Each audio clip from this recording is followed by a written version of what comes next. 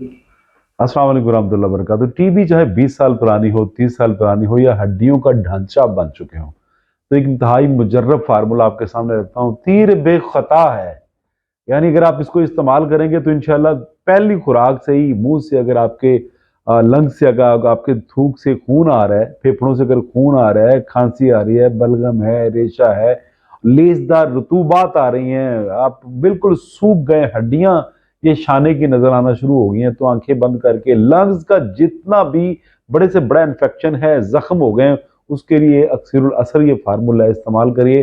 5 ग्राम छोटा शहद है और 1 ग्राम अक का दूध, जिसको तिब्बी लुगात में शीर मुदार कहते हैं, यानी 1 ग्राम अक का दूध है, 5 ग्राम खालिस छोटा शहद है, इनको मिक्स कर लीजिए किसी ड्रॉपर में डाल के।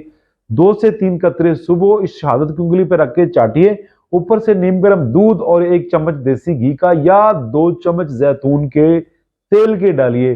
सुबह शाम खाने से घंटा 1.5 घंटा इस्तेमाल करिए, इंशाअल्लाह बिफज़लिल्लाह 20 साल की टीबी भी होगी ना इंशाल्लाह विद इन 2 वीक। ये 6 ग्राम 6 माशे ये दुआ है, इंशाल्लाह इससे हर मरीज ठीक हो सकता है अल्लाह के हुक्म से। और ये 2 वीक की मेडिसिन है, इससे इंशाल्लाह इंशाल्लाह कामल अल्लाह शफा अता कर देगा। बहुत शुक्रिया।